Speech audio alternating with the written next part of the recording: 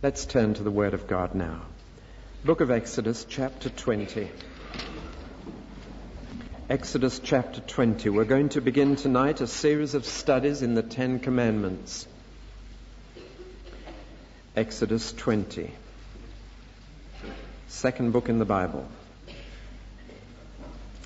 Then God issued this edict. I am Jehovah your God, who liberated you from slavery in Egypt. You may worship no other God than me. You shall not make yourselves any idols, any images resembling animals, birds, or fish.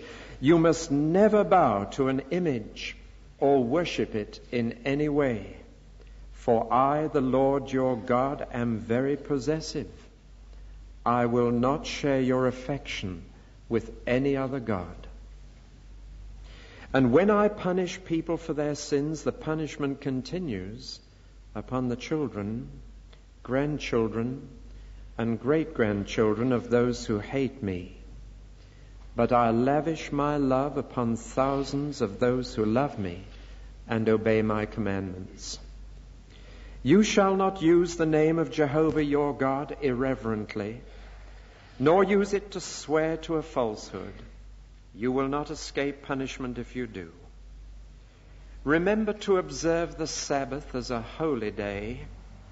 6 days a week are for your daily duties and your regular work, but the seventh day is a day of Sabbath rest before the Lord your God. On that day you are to do no work of any kind, nor shall your son, daughter, or slaves, whether men or women, or your cattle, or your house guests. For in 6 days the Lord made the heaven, earth, and sea, and everything in them, and rested the seventh day. So he blessed the Sabbath day, and set it aside for rest. Honor your father and mother, that you may have a long, good life in the land the Lord your God will give you. You must not murder. You must not commit adultery. You must not steal. You must not lie. You must not be envious of your neighbor's house, or want to sleep with his wife, or want to own his slaves, oxen, donkeys, or anything else he has. All the people saw the lightning and the smoke billowing from the mountain, and heard the thunder and the long, frightening trumpet blast, and they stood at a distance, shaking with fear. They said to Moses, "You tell us what God says, and we will obey, but don't let God speak directly to us, or it will kill us." "Don't be afraid," Moses told them, "for God has come in this way to show you his awesome power, so that from now on you will be afraid to sin against him." As the people stood in the distance, Moses entered into the deep darkness where God was. And the Lord told Moses to be his spokesman to the people of Israel. "You are witnesses to the fact that I have made known my will to you from heaven." Very solemn experience, that very deep moment, and God gave them just 10 commandments to keep.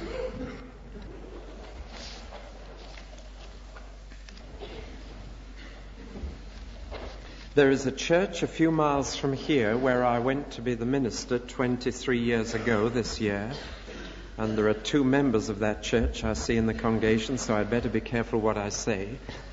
But I think I shall be remembered for one thing primarily in that church, and that is that I was the minister who abolished the 10 Commandments. Do you remember that? When I first went there was a plaster Gothic-shaped panel behind the pulpit, and written on this panel, or painted on the panel, were the 10 Commandments in chocolate brown paint. Nobody could remember when they first appeared, though quite a lot of members could remember how often they'd been varnished when the rest of the church had been decorated. But in Gothic dark brown lettering, whenever I preached, behind me I knew they were reading, "Thou shalt not." And so during that year they went. I got into more trouble from some with what replaced the 10 Commandments, but I won't tell you that, and then I won't upset you. Well, the minister who abolished the Ten Commandments. I didn't mean to, though that's how some may have taken it. Christ said, I came not to abolish, but to fulfill. One of the widest misunderstandings there is that Christians have nothing to do with the Ten Commandments. This is an introduction tonight. I'm just going to talk about the Ten Commandments generally. I remember seeing a cartoon in Punch magazine. It showed a rather disconsolate vicar standing at the door of his church against the notice board which announced a series of sermons on the Ten Commandments. And through the open door you could see empty pews behind the vicar. And he was looking very wistfully across to the cinema where there was a great hoarding, stupendous, sensational Cecil B. DeMille's The Ten Commandments. And there was a queue of people from the cinema door right round the corner. And the vicar was looking rather wistfully over at the crowds. But the crowds who went to see that film were not seeking sanctification, but sensation. They were seeking entertainment, not edification. And though the film was entitled The Ten Commandments, they played a very minor part in the film.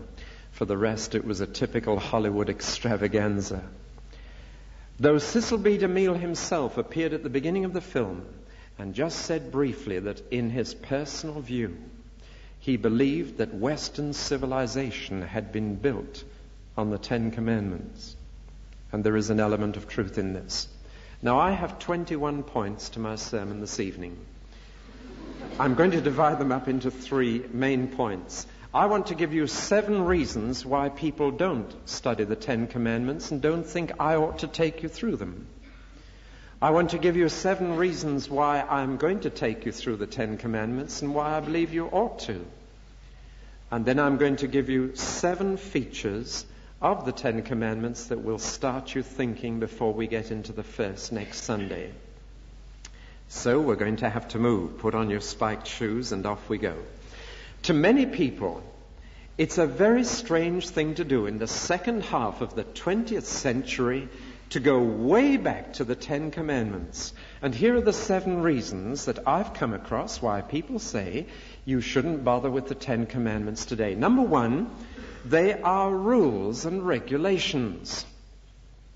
And man doesn't need rules now. He's grown up. He's come of age. In this sophisticated scientific era, we don't need to be told how to behave. Treat us as adults. We're not kids anymore. We don't need to be told how to behave. Treat people as mature adults. Assume that they have common sense and they will behave. Now, this is being said on many sides and in the name of freedom, that what people need is liberty, not to be told how to behave, but to be treated as mature, responsible people able to discipline themselves. And this cry is being heard in many areas. An example would be students who no longer want the kind of paternal control of university rules and regulations, but say we want to be treated as adults, we are educated, we've grown up, no more rules. Well, it would be very nice if that could be so. But it doesn't work out. When people say leave it to common sense, I'm afraid sense isn't all that common. And we have found that in practice, in almost every sphere of life, we've got to have rules or we just can't live together. If I get in my car after this service, I've got to recognize that if everybody did as they liked on the roads, it would be absolutely impossible to drive. If I go and play football next Saturday afternoon, I've got to recognize that if there are going to be no rules, it will be impossible to play football. That's what's wrong with the game of rounders, as far as I understand. Every time I play it, there's a new set of rules. Every sphere of life has shown that people cannot behave together in society without rules. There have got to be some limits to our liberty if we're to enjoy that liberty. And the Ten Commandments tell us that also. But someone says, who has a right to tell me what to do? No man has the right to go to another and tell him how to behave. No, I agree, no man has. But God has. God has. He's the only person in the universe who has the authority to tell me how to behave, because he made me. And he can delegate that authority to others. He has delegated some of it to the police. But nevertheless, God has the right to make rules for my life. The second objection I come across is that the Ten Commandments are too negative, full of thou shalt nots. Of course, they're not all thou shalt nots. Some of them are quite positive. 6 days shalt thou labor. That's positive. Wouldn't think it's any more popular for being positive. But they are on the whole negative, not. And people say this is bad psychology. If you really want to get a good response from people, don't go with a list of nots. That will have just the opposite effect of the one you desire. It'll set up repression. It'll make them want what is forgiven. Put an X certificate on a film everybody wants to go. It's the wrong psychology. I'm going to say I prefer God to psychology if this is what psychology says. I think God knows better. And I believe that God knows that if you're going to have any morality at all, you have not only got to define what is right, you've got to define what is wrong.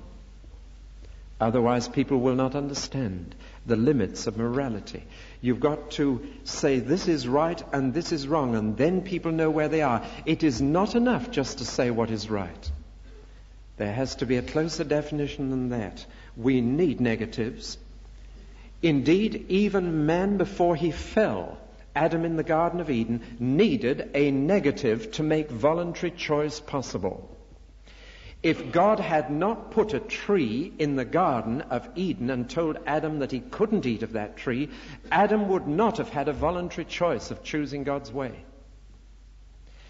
And even before man had fallen into sin, it was necessary to have a thou shalt not, so that man freely and voluntarily chose the will of God. It was treating man as a free being to say thou shalt not.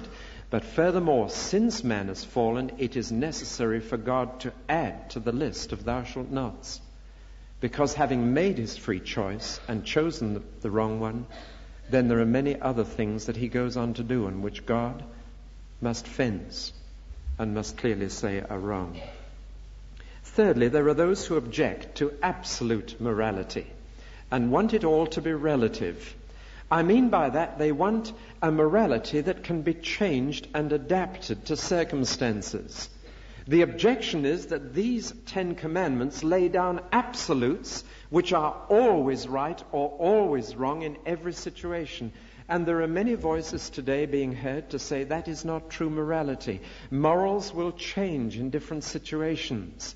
Morals are relative. They are not absolute. They can't always be this way. You've got to adapt. Now, I honestly believe, and this may be a little deeper point for you, but I believe that once you lose absolutes in morals, you lose morals. Sooner or later, if a thing is sometimes right or sometimes wrong, you get to the point where you do not know the difference between right and wrong. There have got to be some absolutes. Agreed, there are some relative questions, some questions that do change with circumstances. We are discussing these in the Tuesday fellowships just now. But there must be some absolutes. Otherwise, there is no absolute distinction between right and wrong, and things are a mixture. They're grey, they're not black and white. And sooner or later, that destroys morality. A fourth objection is that the 10 Commandments are old-fashioned. They're out of date. After all, they were produced 3,500 years ago or thereabouts. How can rules produced in a society and in a nation so far removed from ours and in circumstances so different, how can they possibly be relevant to me today? They're simply obsolete, old-fashioned, out of date. I've told you again and again about my dear friend, is dead now, Dr. Vine, away up in Yorkshire, who spoke to a youth club when he was in his 90s as a doctor, a medical doctor. And a girl at the end said, Dr. Vine, you're old-fashioned in your views. And he replied, my dear young lady, you came into the world in an old-fashioned way, and you'll go out of it an old-fashioned way, which was a very good answer to that modern miss. The simple truth is that though our circumstances have changed, though our clothes and fashions have changed, though our technology has changed, human nature has not changed. Neither has divine nature. God and men are still the same. And the astonishing thing to me is this. You read the 10 Commandments and then go out and read the news of the world. and tell me these are old-fashioned and that they no longer fit our society. They're about the very things that human beings struggle with today. The very things. The newspaper headlines say nothing new at all. It's all there. Human nature has not changed. God has not changed. Our problems of relationships, either with each other or with Him, have not changed. So it's not old-fashioned. Fifthly, it's Jewish. The Ten Commandments belong to the Jews, and we are Christians. We have enough teaching in the New Testament from Christ without the Ten Commandments. That's Jewish. That's going back to the Old Testament. And we live in the New Testament. Now, this is a rather more subtle point. Let me just remind you that Jesus was a Jew, that He was born under the law, under the Ten Commandments. Let me remind you that 9 out of the 10 commandments, the exception is significant, and we'll discuss that in 4 weeks' time, but 9 out of the 10 commandments are repeated in the New Testament verbatim. They're applied to Christians as well. Let me remind you that Jesus said, not one jot or tittle of the law will pass away, that He came to fulfill it, to fill it full, to get it translated from legislation into action, to get it done. That's what He came to do. He didn't come to abolish or destroy the law. He came to get it done. Then there are those, in a more subtle way, who say that the Ten Commandments should not be studied by Christians because we are under grace and not under law. And that is a very compelling argument. I agree that we are not under law. The New Testament says we're not. But what does that phrase mean? That we don't need to bother about the will of God now? That we don't need to study His commands? Far from it. It is concerned primarily, that phrase, with the basis of our relationship to God. And if you read the context, it is saying utterly clearly that you cannot establish your relationship with God by keeping the Ten Commandments. To do that would put you under the law. It would put you under the curse of it because you can't keep them. And to live under the law, to have the Ten Commandments hanging as a threat over your head, is something the Christian has left far behind. We're not under law in the sense of having to keep the commandments to be right with God. The grace of God has produced a completely new basis for our relationship with Him. We're not under law, we're under grace. But I shall show you later in this talk this evening that in another sense we are committed to the law of God. And I'll say more about that in a moment. But the motive for keeping the law has changed totally.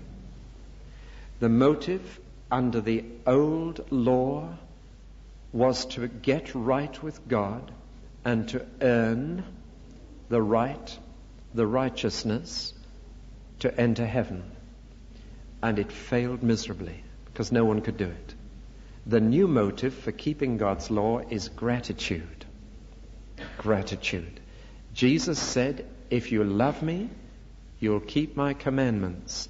And since He repeated the 10 commandments, it follows that He includes them as an expression of our love. In other words, I no longer keep the 10 commandments in order to get to heaven, but because I'm going there. And that makes the law my servant and not my master. I'm no longer under it. Now, the last argument against studying the 10 commandments is this, and I'm going to deal with this thoroughly in subsequent sermons and in the fellowship, and that is that love is all that's needed. I'm going to call it loveism, as I did week past Tuesday, loveism. And there are many professing Christians as well as others saying this, that the only commandment we need is love. That if we love our neighbor and love God, then we can forget the 10 commandments. And it sounds at first sight like a thoroughly biblical position. For the New Testament says, love is the fulfilling of the law. For what does thou shalt not kill, thou shalt not steal, thou shalt not commit adultery mean, but love your neighbor? And yet there's a dreadful flaw in this. If that's all I need to be told to love, then I don't need any of the other teaching of the New Testament. But in the name of love, people have begun to advocate breaking the commandments. And people who say that only love is needed are beginning to say that murder can be justified if you do it out of love. Adultery can be justified if you do it out of love. Stealing can be justified if you do it out of love. Lying can be justified if you do it out of love. As long as you love. And maybe you're saying at the moment, how could you love someone and do these? Well, let me tell you. Here is a loved one dying in dreadful pain and just can't cope with it, and the loved one is pleading with you to give them some pills. The new morality says as long as you love them, give them the pills and kill them. There are those who are arguing that it is far better today for a husband and wife who cannot get on with each other, who make their lives and their children's lives a misery, and know someone else with whom they could make a happy marriage, that because there is love, they should go and commit adultery. Or what about a mother who steals a loaf of bread for a starving child because she loves that child? See what I'm saying? That if you say that love is the only rule, you are liable to start breaking the other laws. Does that matter? Yes, it does.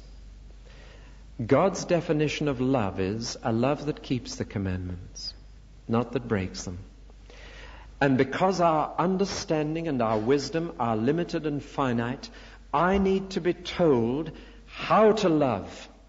I need to be told what love will do. I dare not trust my own feelings in this. Let me give you a simple illustration. Two young people fall in love. They want to be married. They come to ask me when they can fix the date. They get a surprise. I talk to them about marriage, recommend books to them, tell them how to prepare for the relationship. And they might well say, you don't understand, Pastor, we're in love. We don't need to be told how to be married. We're in love. Everything's going to be fine. We love each other. That's all that's needed as long as we love each other. If that's all that's needed, why do so many marriages break down? Because it's not all that's needed. Love can sometimes be confused about how it should be expressed, not understand it. So there is need for help and guidance, as every marriage guidance bureau would tell you. So God says, yes, you love me, yes, you love each other, but that's not enough. I want to guide that love. I want to tell you what love would do. With my wisdom and my infinite knowledge of the situation, I know how best love can express itself. And so I've given you commandments to show you how that love can reach out. I think the real reason why people don't like studying the Ten Commandments is very simple. J.B. Phillips translates one word of Paul's in the letter to the Romans like this: it is the straight edge of God's law that shows us how crooked we are. And if you forget everything else I say tonight, remember that sentence. It is the straight edge of God's law that shows us how crooked we are. Which brings me to the first of the 7 reasons why we do study the Ten Commandments and why it's a help to do so. Number 1, it helps you to define sin. Now the preacher keeps using that funny little word. What does it mean? How do I know if I've got the disease? How do I know if I'm a sinner? Well, one very simple way to find out is to use the straight edge of God's law. How do you know if a wall is crooked? By just putting a straight edge against it. How do you know if a man is crooked? By just putting the law of God against him. Thank God for the law. Do you know that the Ten Commandments have brought many, many people to Christ? Have you ever noticed how often Dr. Billy Graham, when he's preaching, goes through the Ten Commandments? Why does he do that? Because he knows that until people feel crooked, they won't want to get straightened. He knows that until people realize they've got this dreadful killer disease of sin, they won't seek a cure in Christ. So he shows them the straight edge of God's law. It defines sin. Sin is not what the Sunday papers call sin. It's not what the film hoardings call sin. Sin is what God calls sin. And sin is a transgression of the law. And therefore, if you want to know if you've got the disease of sin, just sit down and read through the Ten Commandments and tick those you've kept. And put a cross against those you've broken. That'll tell you. It defines sin. It diagnoses our disease. And even after I have come to Christ, I still have problems with sin. There's my old self, what the Bible calls the flesh, still hanging around.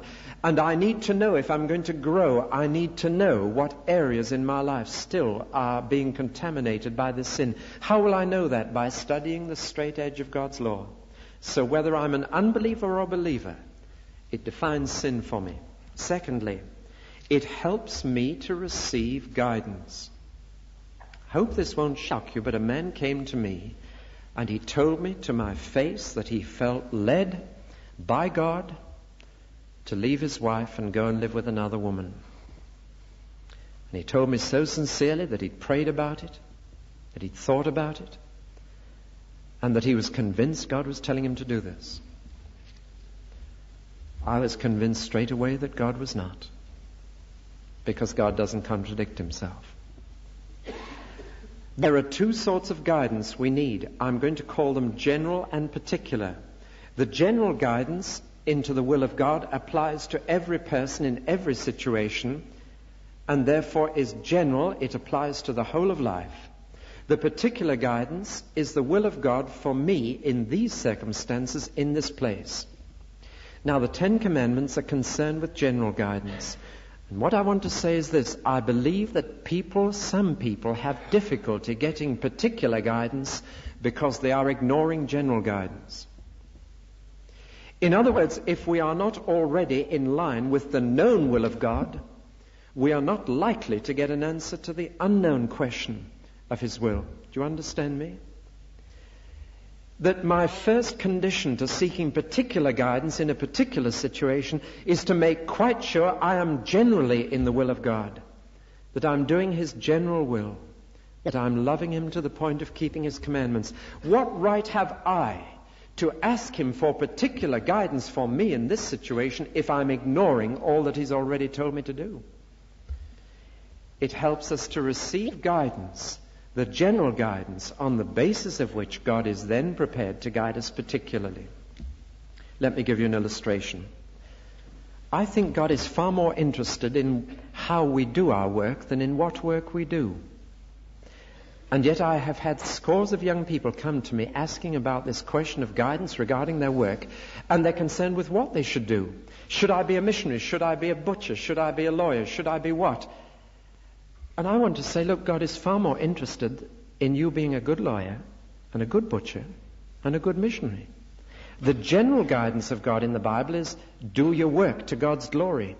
And if a young person is not doing their work already to Christ's glory, whatever that work is, why should they expect God to tell them what job he wants them to do if they're not even doing their existing job well? You see what I mean? The general guidance of the will of God first, the particular guidance second, and the Ten Commandments are the general guidance. We should make sure we've received that guidance before we ask for the next bit. Thirdly, it helps us to understand God. What kind of a person is God? Well, someone who reads the Ten Commandments will say, well, he's a killjoy for a start. He's the kind of God who, as soon as you enjoy yourself, says, thou shalt not. Like the little boy who went to school and was asked, what's your name? And he said, my name is Johnny Don't. That's what his mother always called him anyway. And the feeling is that the Ten Commandments show you the kind of God who sits up in heaven and says, someone's enjoying themselves on earth.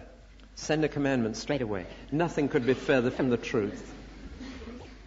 I'll tell you what sort of a God the Ten Commandments reveal. A God who's got very high standards, for a start. Very high standards. A God who wants the best for people. A God who doesn't try and spoil your fun, but a God who says, you do that and it will spoil your fun. A God who says, if you want to enjoy life, I made it and here are my instructions for its use. If you want to get the best out of your life, out of your society, this is how it's to be run. It's a God who wants the best, who's revealed in the Ten Commandments. A God who is not content with anything less. So the Ten Commandments help us to understand God. Fourthly, the Ten Commandments help us to avoid suffering. There are two ways of gaining knowledge of evil. One is to listen to someone else. and the other is to do it yourself. And there is a tragic effect of knowing evil firsthand rather than secondhand. Thank God if you know evil secondhand. It'll save you a lot of suffering. That was the problem of the tree of knowledge of good and evil in the Garden of Eden. God said, I don't want you to touch that because I don't want you to have first-hand knowledge of evil.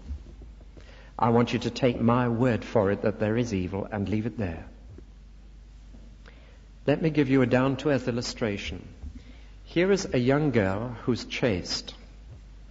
T-E at the end, I'm sorry, not E-D. She's chaste. She enjoys innocence.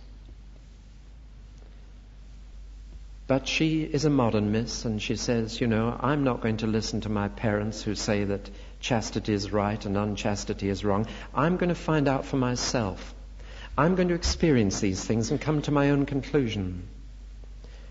She will discover that unchastity is wrong, but she'll discover it the hard way, because one of the effects will be that she will no longer be able to enjoy innocence.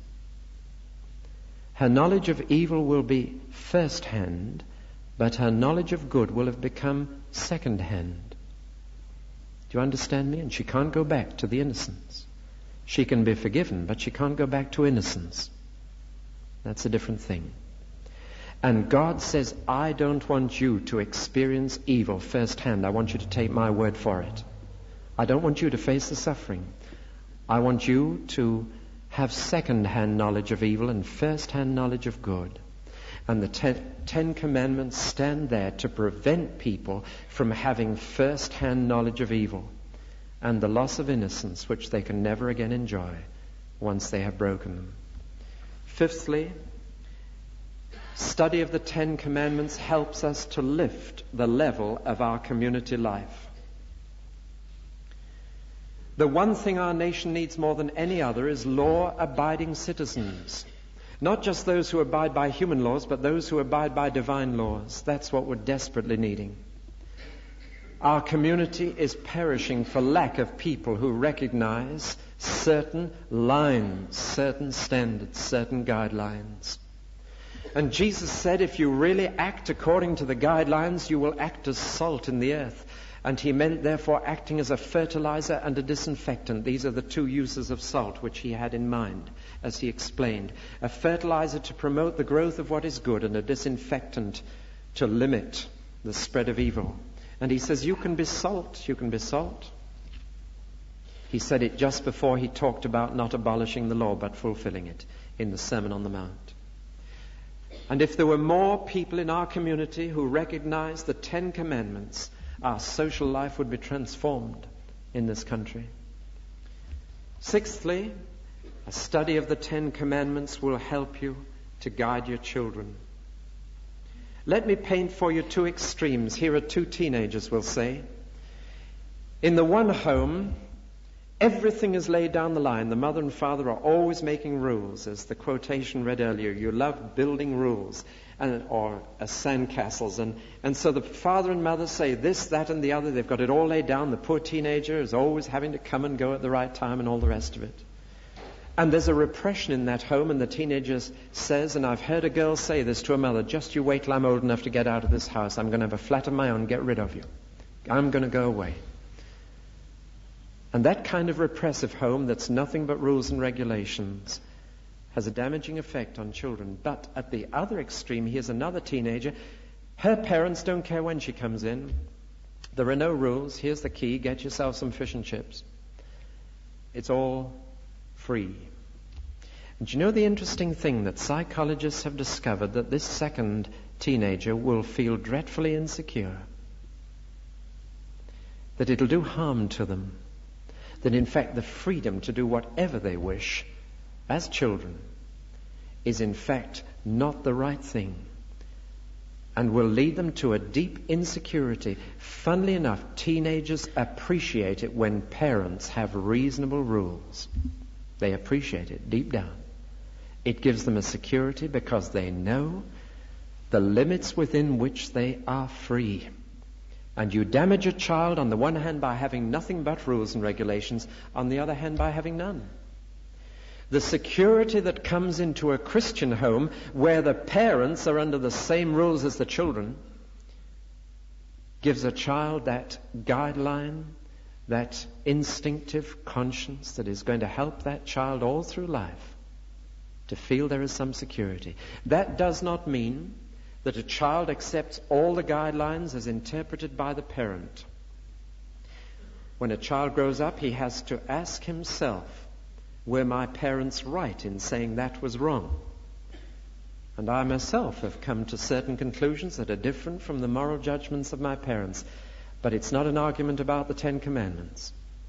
I knew that my parents recognized those just as much as I need to, and that we were all under certain clear guidelines. And seventhly, the 10 Commandments help us to please Jesus.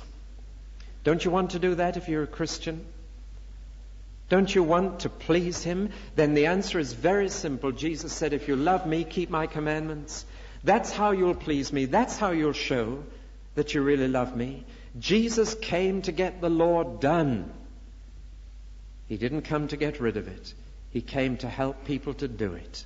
And nothing pleases the Lord more than those who show their love by keeping his commandments. You're saying to the Lord Jesus, I love you so much that your wish is my command. Now I rush on to the third and last. By way of introduction, 7 features of the 10 Commandments just to get you thinking before next Sunday. Number 1, though there are 630 commandments in the Old Testament or thereabouts, you can check them up at home, these commandments number 10. 10. Just 10. Is that a coincidence? 10 fingers. Little Jewish children were taught to memorize them on their fingers. God put them so simply that any of you could memorize them. And on 2 hands you've got 5 commandments relating us to God and 5 relating us to other people. Very simple. The 5th one, incidentally, honor your father and mother, is really a commandment relating you rightly to God. Because until you're a mature person, your mother and father are God's delegated authorities to you. So it's relating you properly to God. In honoring them, you're honoring him. So those 5 are concerned with honoring God, relating to him, and these 5 relating to people. How simple? Just 10. I hope that you could recite all of them straight through. If not, will you learn them before next Sunday? Secondly, notice that God comes first. One of the commonest ideas that I have to try and correct all the time is this. The idea has got around that if you keep the second 5, you don't need to bother with the first 5. Have you come across this? Love your neighbor and be kind to them and keep that lot, and God excuses you the first 5. Any student need only tackle 5 out of 10. You know the kind of thing? And the idea comes that as long as we love our neighbor, that's all that God requires. Jesus said the first commandment is to love God, putting all the 5 into one. He said the second commandment is to love your neighbor as yourself, putting all 5 into one. But you notice he said this is the first. This is the first. Before you start thinking about getting right with your neighbor, the 10 commandments say, how about God?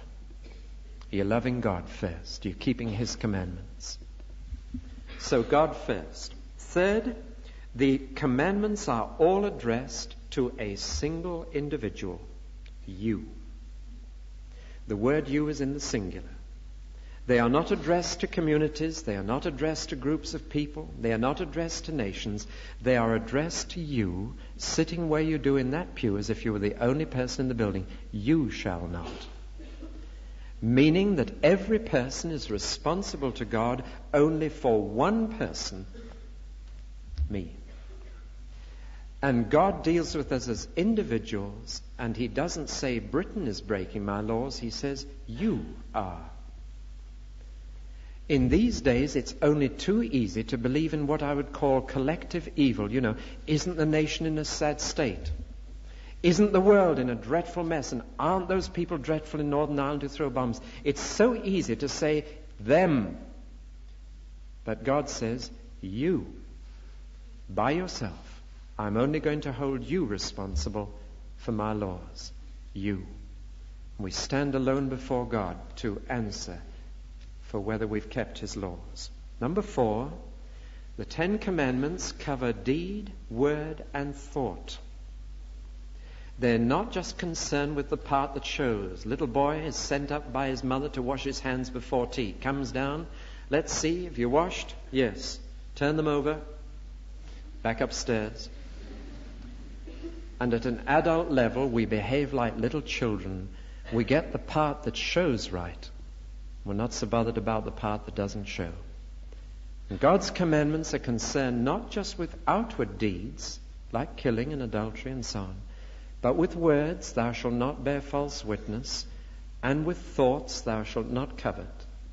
They're concerned with what you're like on the inside as well as the outside. That's why Jesus said you can murder with a word and commit adultery with a thought. It's the inside, not just the outside, that matters. Therefore, the 10 Commandments are concerned with the whole of your personality, not just what you do, but what you say and think. And Jesus said, you read the commandments like that. Don't say, have I kept this one in deed? Say, have I kept it in word? Have I kept it in thought? And then you're reading them properly. Fifthly, the commandments are 10, but they are in fact one. They are a unity, like a perfect pearl necklace with 10 pearls of God's wisdom strung as one necklace. They are a unity, and therefore the Bible says quite clearly, if you break them at any point, you've broken the whole law. James says in his letter, to break one point is to break the whole law. You see, if I've got a necklace, or if my wife has rather, if my wife has a necklace, not that far gone yet, if my wife has a necklace, and the thread snaps at only one point, do you know what she says to me? She does not say, the thread is broken at one point. She says, I've broken my necklace.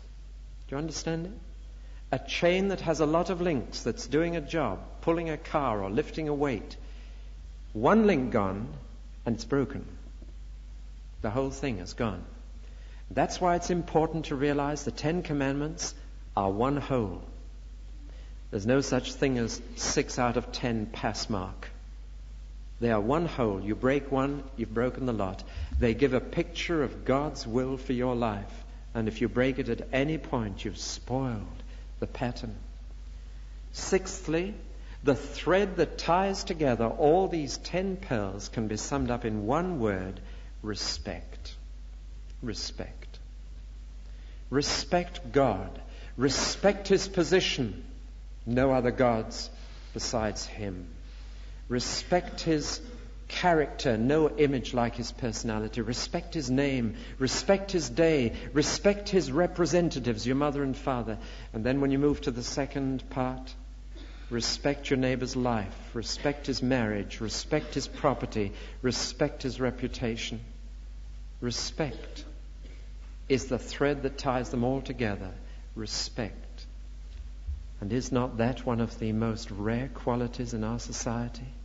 In a society of satire and comedy about anybody and everybody, society that enjoys taking people apart and making them objects of ridicule, God says respect. Respect me and respect each other. And finally, God addressed these 10 Commandments to those who had been saved. He says, I am the Lord your God.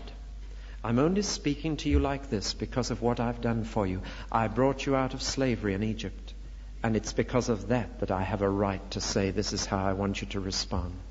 This is how I want you to live now. I've given you your freedom, but these are the limits to that freedom. And God's will is for those who have been redeemed and saved, primarily. And I believe these 10 Commandments are for those who've been brought out of slavery into freedom by God. And God says, these are the limits within which you are to enjoy this freedom. Did you realize that every one of the 10 Commandments carried the death penalty? Every one. Did you realize that that's how seriously God takes his commandments? For breaking them, there is only one penalty. I used to think that that was very unfair. God, you've got it all out of proportion. For any of these, you'd put a man to death? And God says, yes. Do you know why? Because I want my universe right. I want it perfect. And if you've broken even one, you've spoiled my universe. And I can't let you live forever in it. You'd go on spoiling it forever. And it is this solemn thought that I stand before God as a lawbreaker who deserves the penalty of death. I don't deserve to live in God's universe forever. And God has told me I can't if I break his laws. Is there no way through? Well, there was one man, only one, who once lived 2,000 years ago.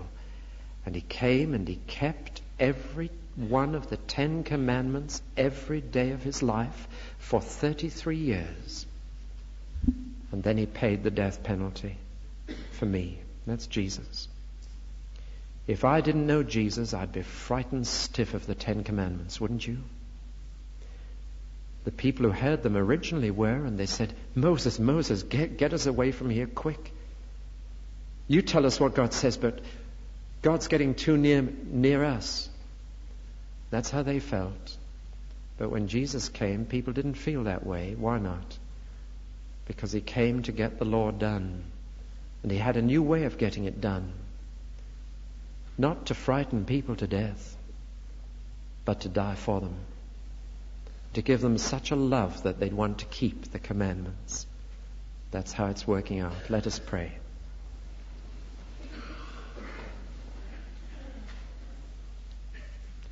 Oh God, we thank you that you didn't just create us and leave us to find out how to live. That you kept in touch and that you told us what was right and what was wrong. We thank you for the security this gives us as your children. Lord, we pray that before we start asking you for guidance about the things we are unsure about, that we may be earnest to do what we are sure about. We love you and we want to obey you. Trust and obey, for there's no other way to be happy in Jesus but to trust and obey. Amen.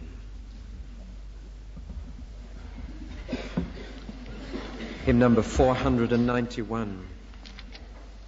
491. When we walk with the Lord in the light of his word, what a glory he sheds on our way. 491.